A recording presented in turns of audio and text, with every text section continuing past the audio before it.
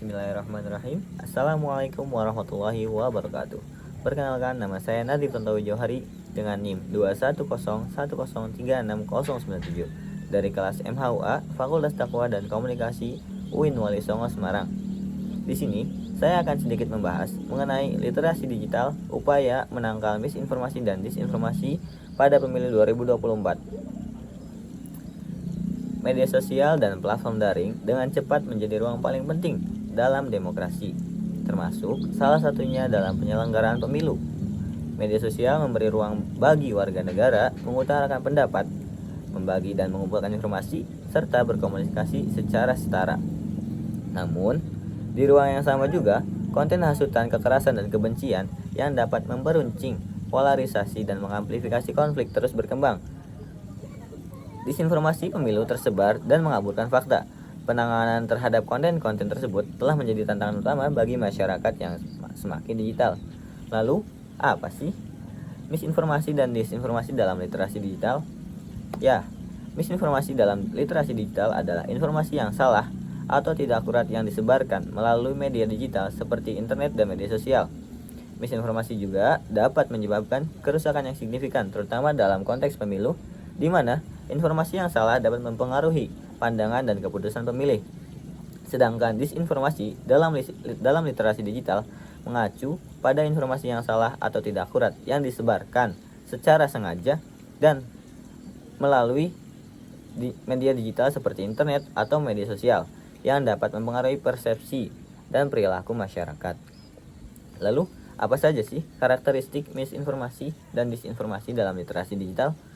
Ya, yang pertama yaitu ada sumber yang tidak dipercaya, seperti akun-akun media sosial yang palsu atau tidak resmi yang menyebarkan informasi palsu terkait kandidat atau isu-isu pemilu.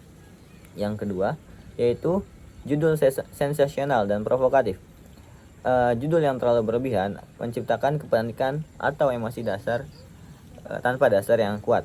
Yang ketiga yaitu ada memanipulasi konten visual, yaitu mengenai pengeditan foto atau video untuk menciptakan narasi palsu atau menyesatkan.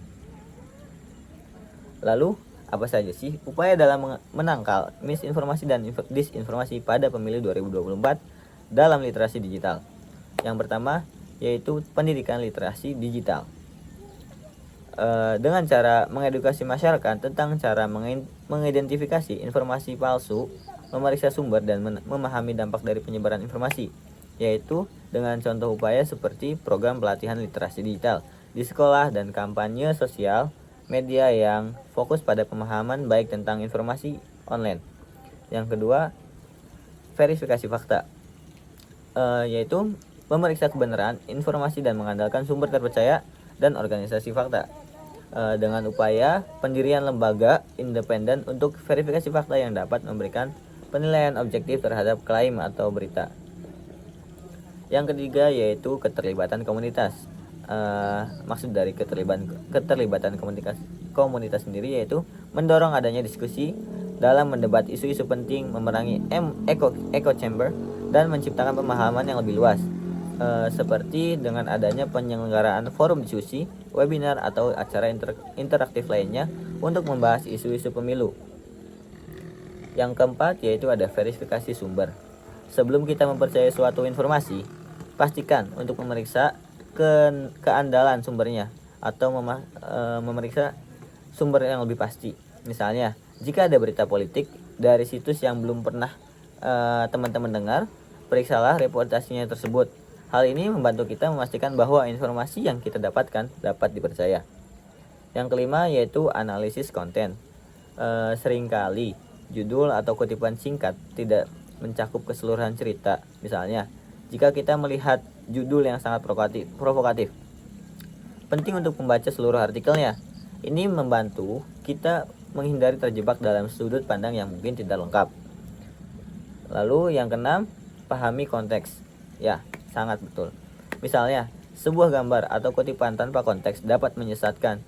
Jadi, jika teman-teman melihat sesuatu yang terlihat mencurigakan, carilah konteksnya terlebih dahulu. Dengan ini membantu kita mendapatkan gambaran yang lebih lengkap sebelum membuat kesimpulan. Yang ketujuh yaitu sosialisasi sumber terpercaya.